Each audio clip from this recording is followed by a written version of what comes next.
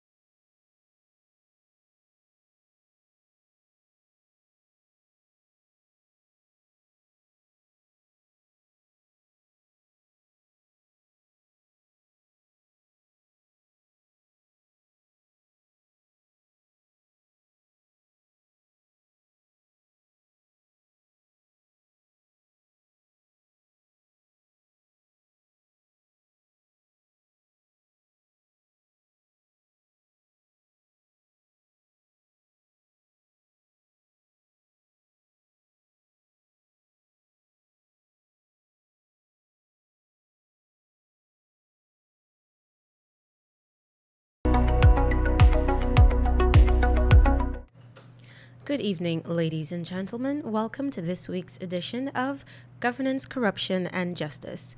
I'm your hostess this evening, senior journalist of Kaieteur News, Kiana Wilburg, and we have with us a very distinguished guest, Guyana's advisor on borders, Mr. Carl Greenidge. Sir, welcome to the program and thank you for making the time to speak with us today.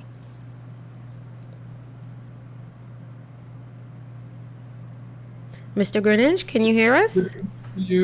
Yes, good evening, Kiana, and also to your audience. I'm pleased to be able to join you this evening. Thank you for the kind introduction. Thank you very much. So tonight we're going to look at three topics quite briefly. The first has to do with Guyana's geopolitical importance as an oil-producing state, local content, and the matter of Venezuela. I'd like to start with the geopolitical importance first, sir. Now, with Guyana into its second year as an oil-producing state, we would have seen how this new status has generated interest from various corners of the world, with Dubai being just one of the many examples. With this in mind, can you explain for our listeners how oil has actually influenced the reshaping of Guyana's geopolitical importance? Well, thank you very much. I'm quite sure that your audience is aware of the significance of oil as an economic commodity. I'm sure the audience is also aware of the importance of Venezuela globally as a producer of oil. And I would add to that knowledge that they will already have the link between Venezuela, the Venezuelan petroleum sector, and the U.S. petroleum sector, particularly as regards its processing facilities, and of course the advantage of Venezuela's proximity given the volume of oil that it produces. Much of the refinery capacity of the United States is geared to handling specifically Venezuela's oil. And for that reason, Venezuela is very important to the U.S., as well as links that it may have politically. That is the key link between the United States and Venezuela, which also happens to be a country very well endowed with resources. Now, you looking at Guyana's significance to the US, and that is really the factor that matters here, has been, for other reasons, geostrategic reasons relating to when the US was very active in Africa, for example.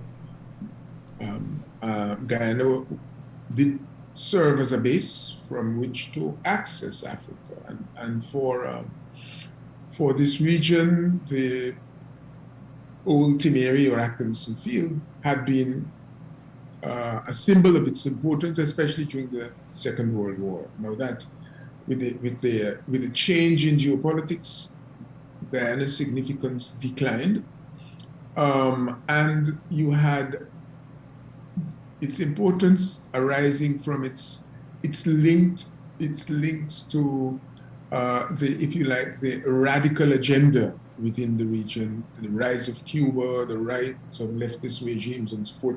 That helped to position it a bit differently vis-a-vis the United States. But it remained a country with close relations with the United States. Sometimes it's greatly exaggerated in Guyana, but it's close to the US because a large diaspora lies there. It's important, may not be as influential as Latin diasporas, but it is important in fashioning opinions, let us put it that way, and as part and a leader, a voice of the Caribbean region, which together is significant, even if the individual countries are not significant. So now you're adding to that and adjusting that balance by the discovery of petroleum in Guyana in 2015, which after 2021 drilling of wells, you find Guyana is in a position where it is anticipated by 2023, 2025, it will be producing and able to deliver into the global system as much petroleum as Venezuela was producing in the mid-1990s. And this is as a major supplier into the system. And notwithstanding the expectation that in the longer term, the world will move from petrocarbon and the use of petroleum in the way we do now to more renewable sources of energy, in the medium term and for the immediate future, the foreseeable future, the decline in demand will not impact the demand for Guyana's fuel, which is of high quality and in need of less processing than many of the other producers. So we will remain at a premium or preferred position compared to the new producers on the global scene. And the quantity of petroleum we should be able to deliver on the basis of current projections would be significant. And you will add to that the potential of Suriname beyond 2023, 2025 also. So Guyana will be on its own, and it will be with Suriname, and tilting the balance and bringing these countries to a geopolitical significance they never had before. Thank you. That is what has happened in essence. And sorry, I should say one more thing. I should say has to do with the price at which the exploitation of the petroleum reserves is profitable for the current producers and those that are already invested in exploration is relatively low. So even if you have pressure on prices in the next 15 or 20 years, Guyana will remain in a position to deliver and to deliver profitably for the country and for the producers. Thank you very much. Now, Mr. Greenidge, with a country's geopolitical importance increasing, so do the challenges. Now, we have seen this being demonstrated by Venezuela, which took its provocation to new heights, literally, with two fighter jets that we're seeing passing over Iterengbang at a threatening 1,500 feet altitude. To what extent could this affect Guyana's geopolitical or geoeconomic interests? Well, the fact is that whatever Venezuela does, the resources are there, and they would have to do something pretty extreme to block the use of those resources. And since such blockage is likely to affect more than Guyana, Venezuela will have to think many times before taking that step. But it does expose you. I mean, it is like in everyday life at a personal level. If you are visibly well off or you possess the potential to be well off, then it attracts all kinds of attention from those who are simply envious to those who are willing to chance their arm to damage you or even to try and steal the resources from you. So we will face that. And the whole objective of the foreign policy of a country like Guyana is to ensure that it manages its business in such a way that it balances the threats it faces, or let me put it another way, it neutralizes what may be the most dangerous of the threats that it faces. You have a small country.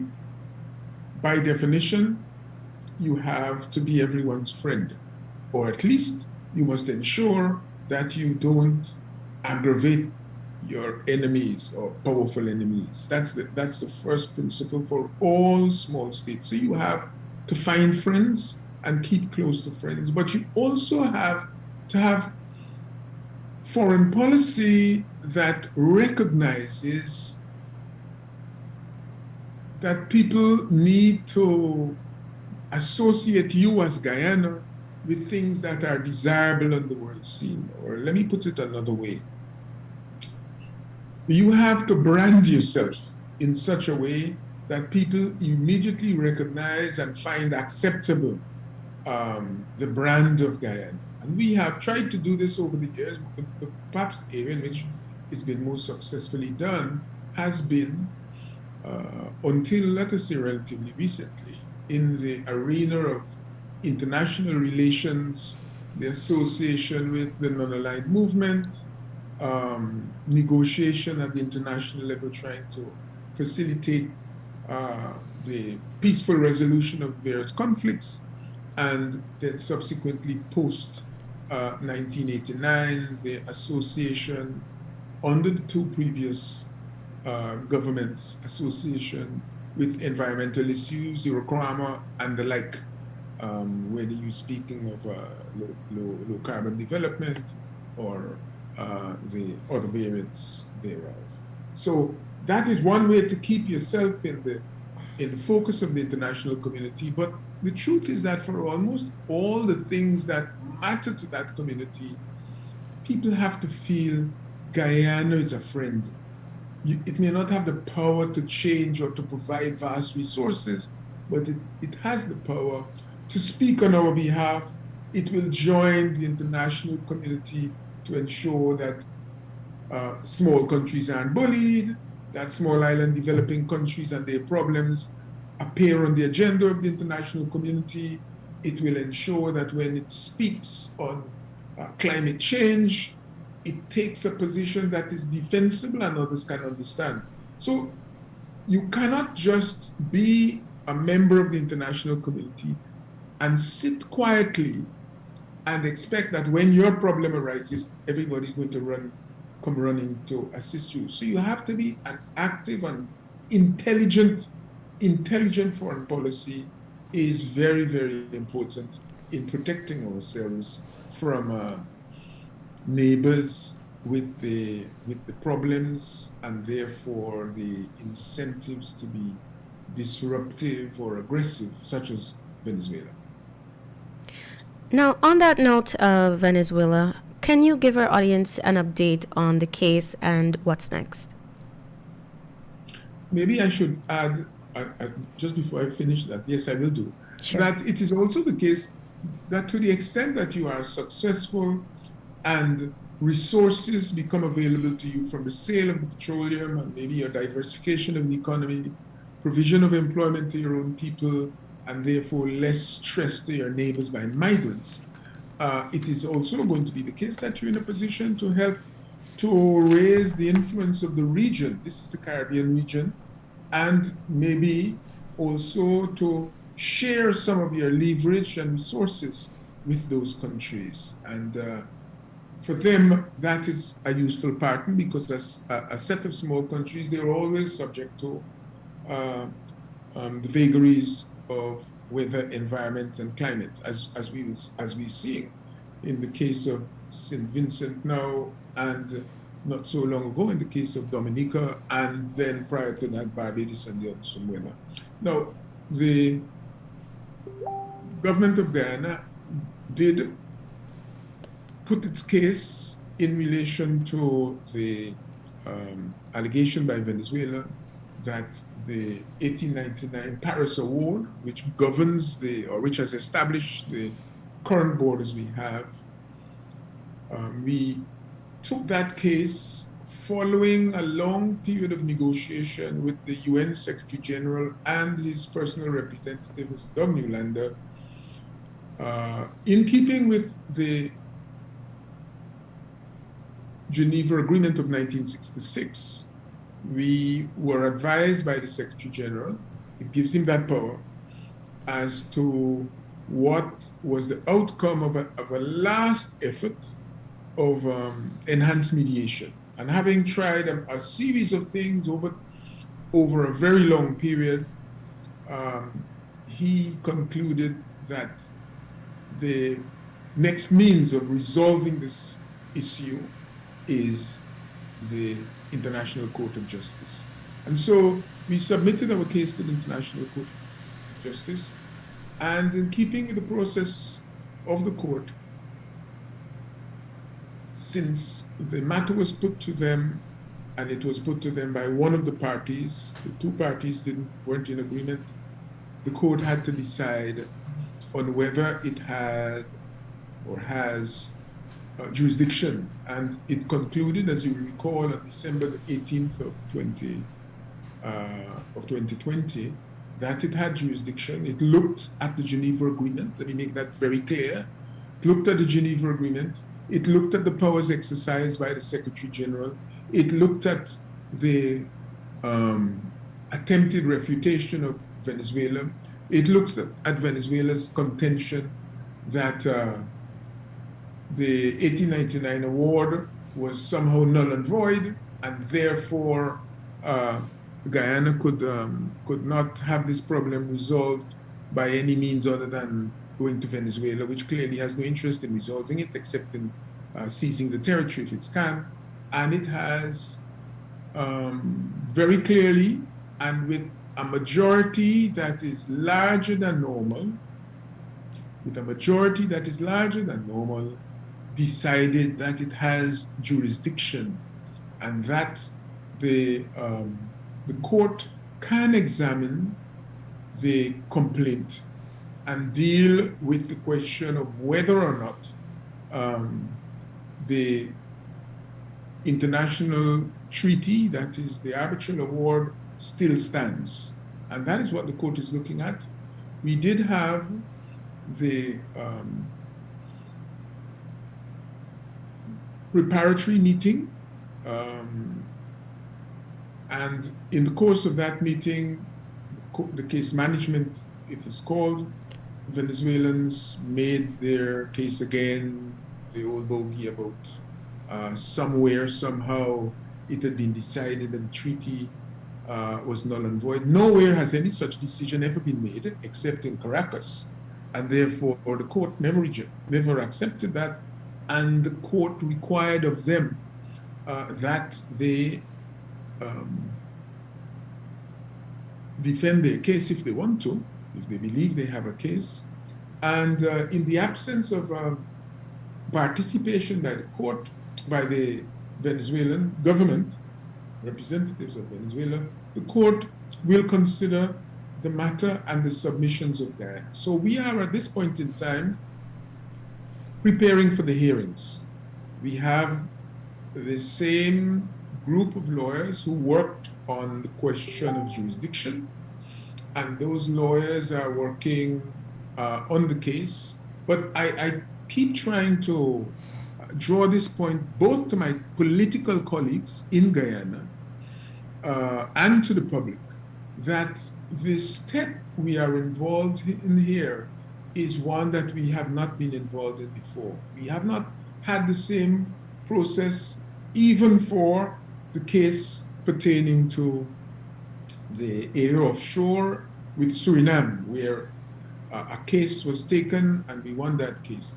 It is both a political and a legal case. So whilst I think there's a feeling, well, we don't have to do anything, we are okay, we have lawyers, we got foreign lawyers, when the time comes, they will go. And there are probably things that Guyanese public should be told, that somewhere Guyana is doing this, that, and the other. Well, it doesn't work like that.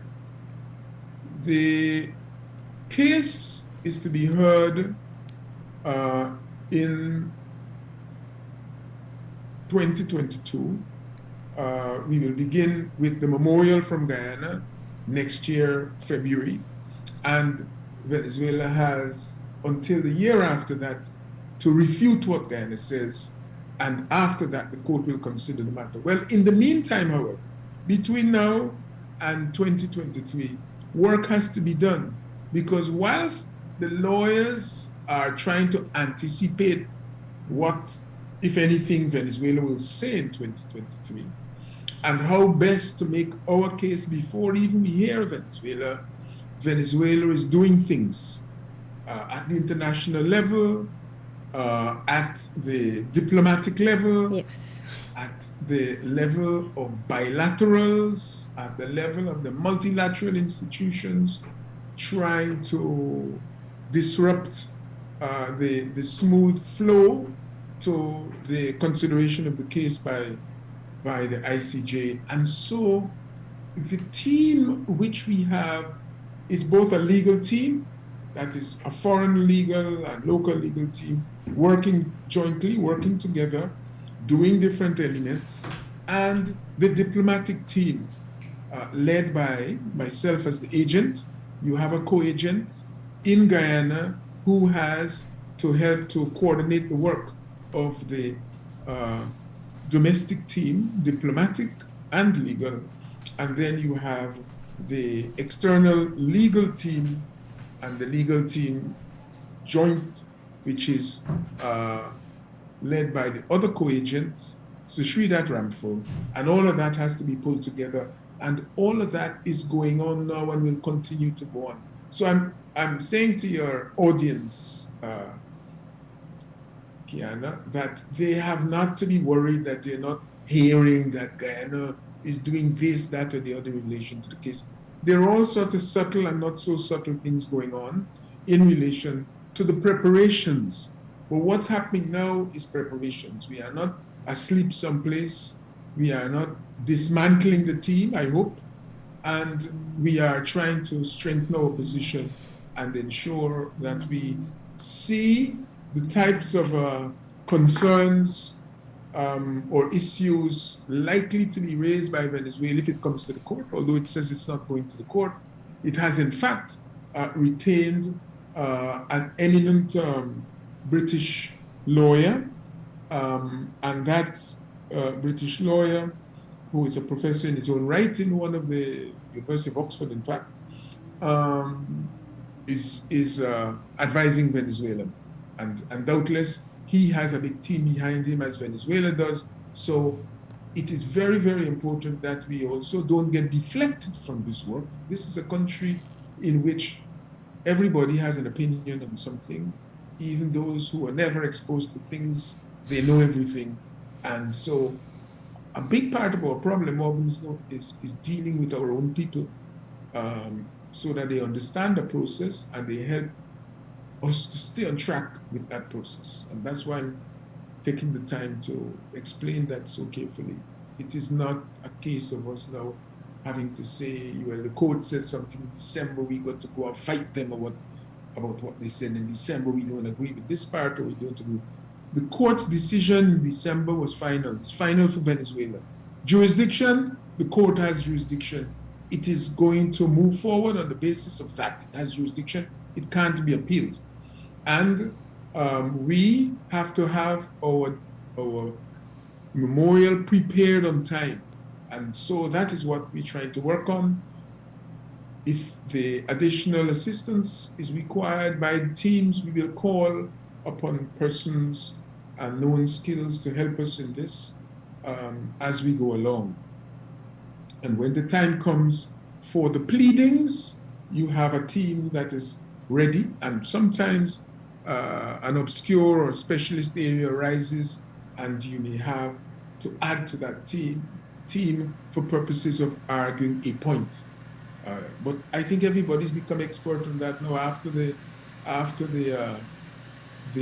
election petitions or the pre-election petitions, and looking at what is happening in the US as regards the operation of the courts. So that is the story. Thank you very much for that. Now, I'd like to go back to something that you mentioned about partnerships in the region. And I would love to have your perspective on the oil happenings with Suriname, Trinidad and Tobago, and Guyana. Do you believe if these three countries were to pool their resources, that the CARICOM position, the oil position, would be much stronger as opposed to acting standalone? Well, I think it is pretty obvious that they will achieve more collectively than they will achieve standing alone. But what I suspect you're trying to drag me into is how well they are going to work together now that they have resources and there's not just one center or one mode, if you like, of financial or economic power in the region, whether they are going to be able to work together. Well, I would say whether these three or four, because Grenada down the road is saying that it has enormous reserves of gas. Yes. Okay.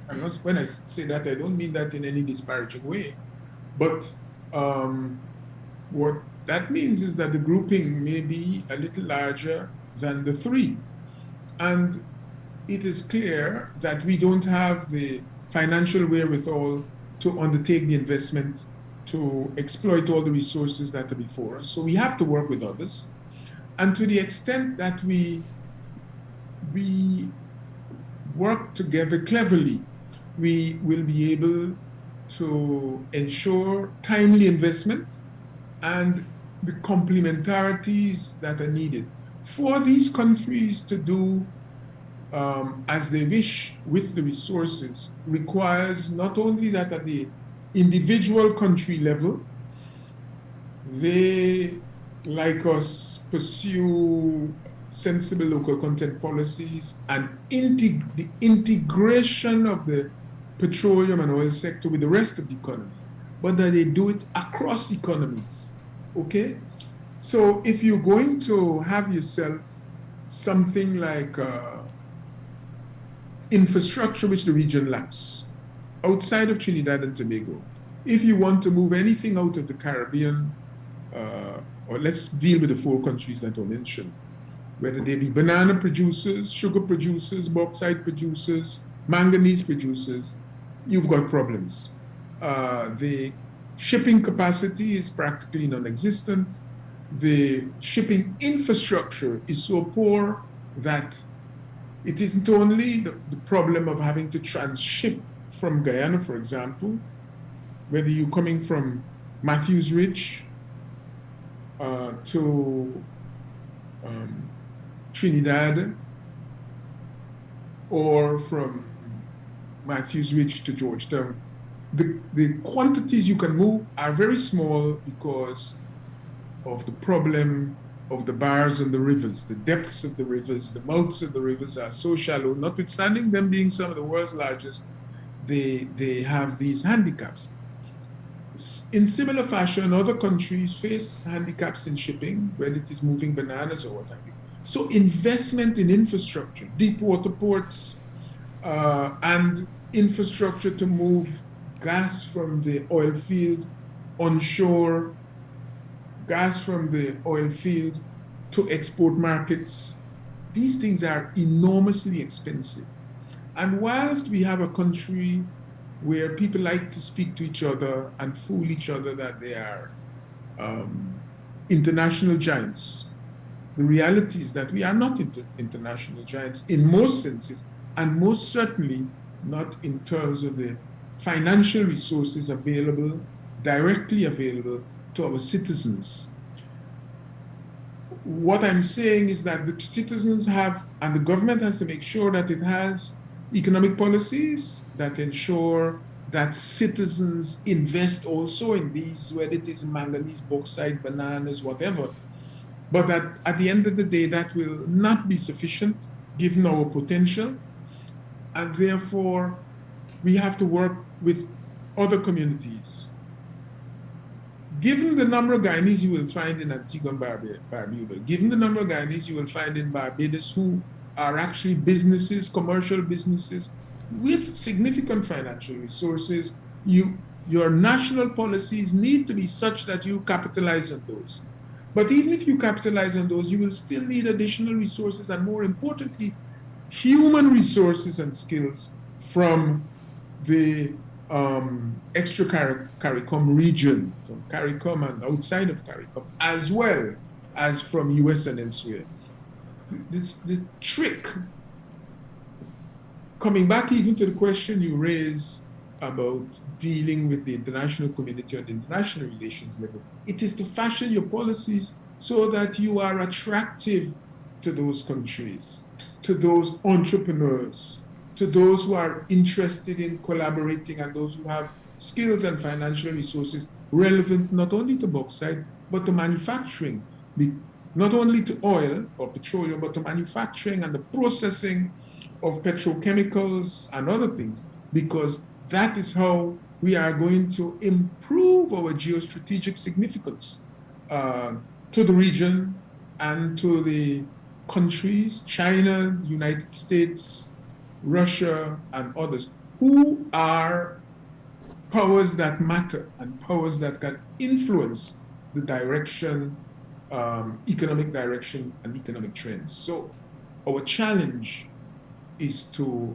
be intelligent in our debates, in recognizing our potential, in recognizing what our limitations might be, and in the need to work amongst ourselves as a country and in the Caribbean with our Caribbean people.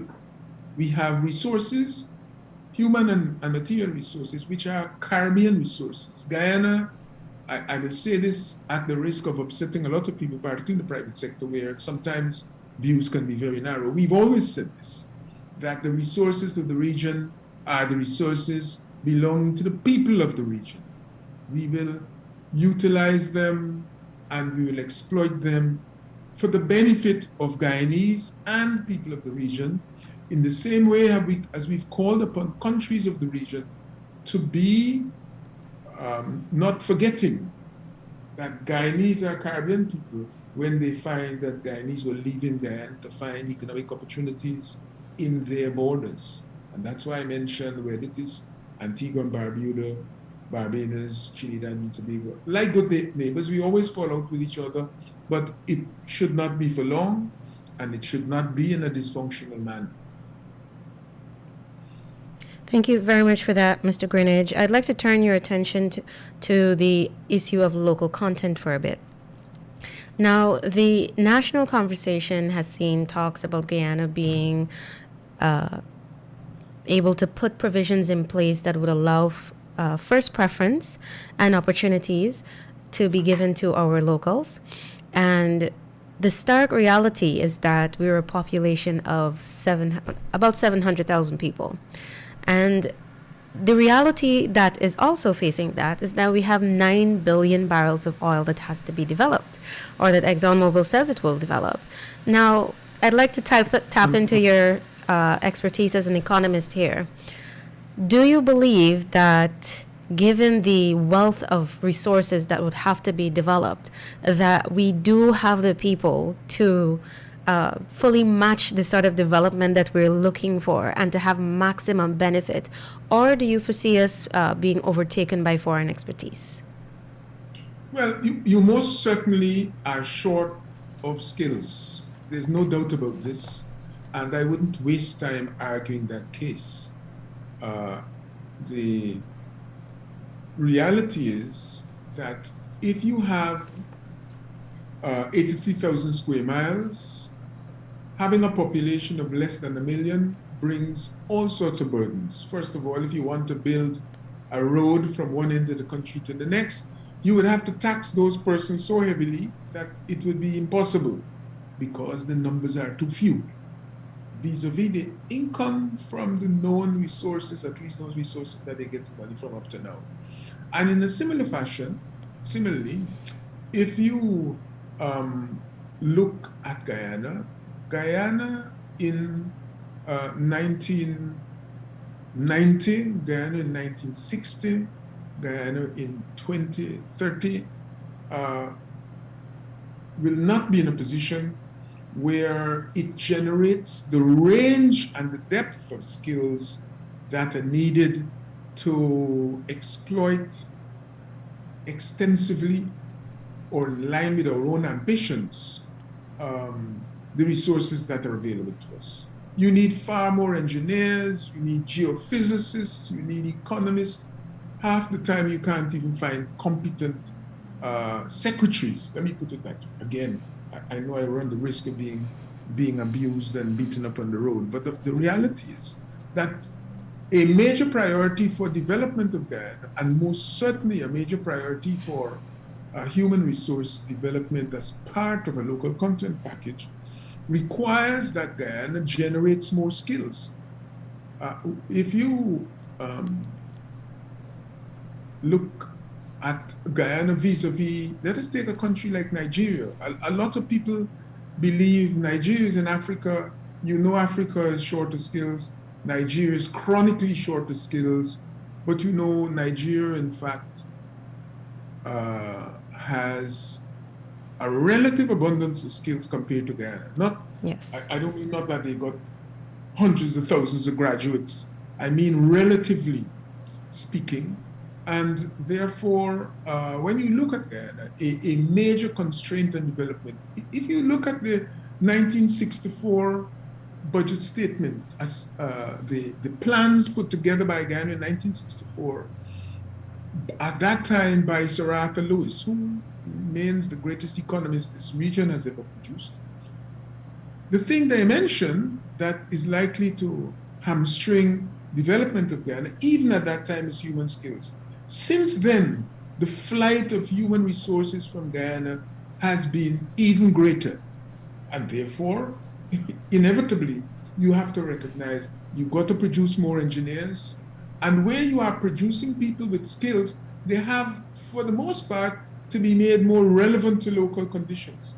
Yes, we produce some civil engineers, we produce people with a capacity in some languages and whatever. But by and large, one of the challenges we face is that the skills are not applied. They're not often grounded in our local conditions and needs. So you can get an economist who graduates out of Canada, and that economist can tell you more and manage an element more in the Canadian economy than they can do in Guyana, because either the exposure or, in the case of technical people, the equipment that they have is so inadequate. And I'm emphasizing this, and I don't want to flog a dead horse here, but to say that we often tend to underestimate this. Skill is a major problem. This was a country, I see that Mr. what's his name? Anyway, I'll come back to that. He's speaking about welding and fabrication of metals and so forth. When I was a child, we produced the ferries that crossed the Demerara River, the Berbice River, and even ran the coast going to the Northwest District. Today, if we want to produce such vessels, if we want such vessels, we have to buy them. The last set of vessels we have acquired came out of China. We're looking at Indian vessels, and when that is not the case, we buy them out of the Netherlands. I see the Ministry of Agriculture boasting a vessel for patrolling and securing our fisheries resources. So you got human resources, you got the capacity of the university, the technical colleges. All of those need to be significantly enhanced if we are to go forward. The question of innovation, all of these things. Now, what I'm not wanting to say isn't that these things can't be fixed. What I'm saying is that if you start with an understanding that those need to be improved, you can't go much wrong. You can't go very wrong. There's a tendency, I think, to assume that everything is in place if only the government is sensible enough to ensure that contracts are awarded in such a way that every person gets a contract. The challenge we face is to ensure that there are linkages between the petroleum and oil sector and other sectors of the economy. You can't do that by diktat. You can't just pass legislation that establishes that link. You have to ensure the educational system is in place. You have to ensure the infrastructure is in place. You have to ensure the innovation systems are in place and institutions are in place. Organizational capacity is in place. This is a place where logistics is sorely lacking, notwithstanding the number of colonels we have in the GDF. Logistics is a key element of Army business, but we are facing challenges in this regard in the commercial sector and, of course, in the government sector. So there are many things to be done, and there is now, if one might call it a second draft or a third draft pertaining to local content policy. The challenge is to fashion that so that it has meaningful targets. The government is in the process of speaking to the private sector and other stakeholders to ensure that those targets that are set are meaningful, but don't run away with the belief that it is an easy thing to do. You can't just pick up someone else's targets, and similarly, you can't just out of the top of your head fashion some targets and expect them to be adopted by others, because you will always have resistance. Part of the challenge of fashioning local content policies is to mediate between, as it's called in the literature, the various elites. Within the private sector, you've got various commercial interests. Everybody in this Caribbean region in particular is looking for what economists call a rent. In other words, they're looking for monopoly.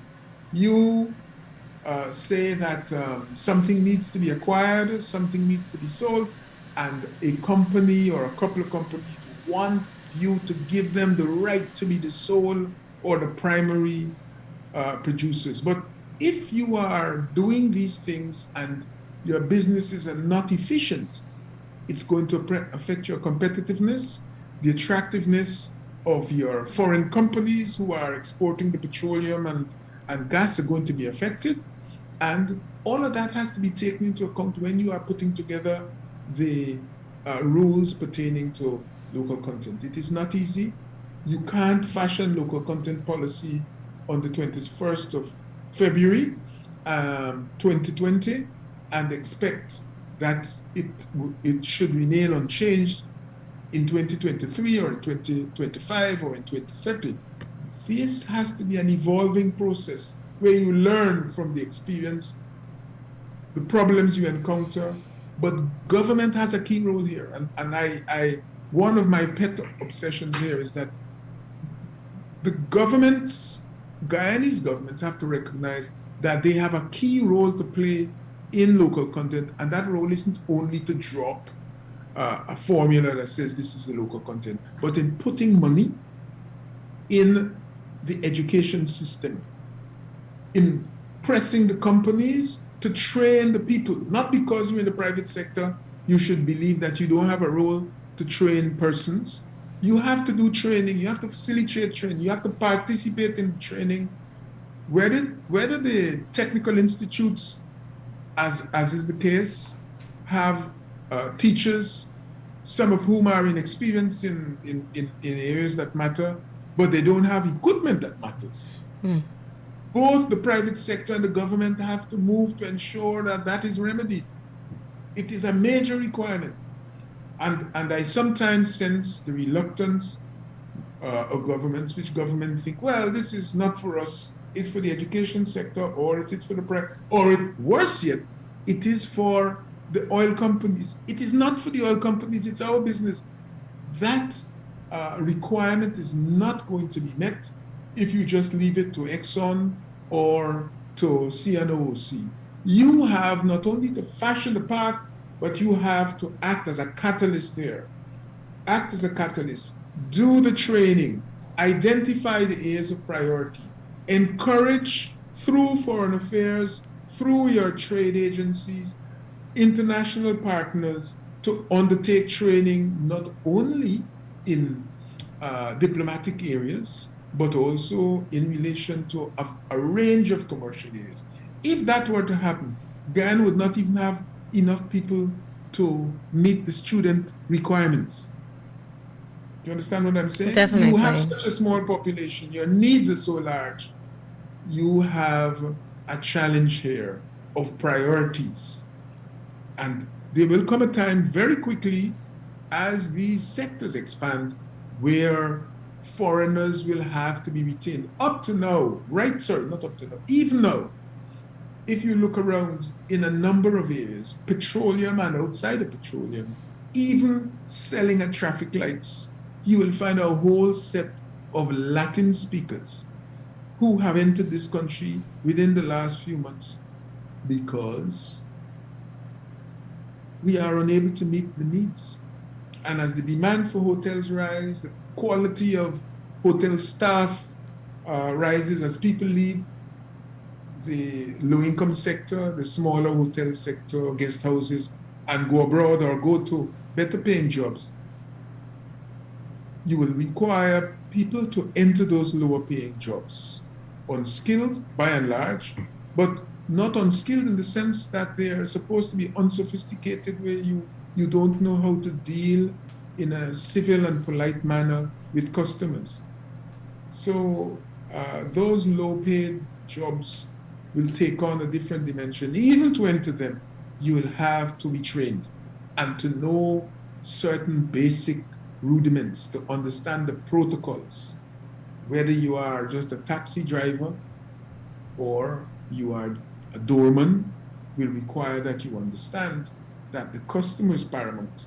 And without the customer, Guyana has nowhere to go, because we have stuff that has to be bought by other people in addition to ourselves. Thank you for that, Mr. Greenidge. And just to close finally, what I'm hearing from you is that because of this critical shortage of skills that we have in Guyana, we definitely have to brace ourselves for this sort of invasion of foreign expertise, because as it stands, we simply cannot provide what is needed by the sectors and the others that will be expanding. But on that note, are you also saying that very soon we should look forward to seeing the complexion of this country changing? Well, I don't know that I can pronounce on the complexion of the country, but let me just remind you that I was born in New Amsterdam. And if you look around, or if you looked around New Amsterdam around the time when I was born, and you look at the complexion of the New Amsterdam now, you'll recognize that it has changed.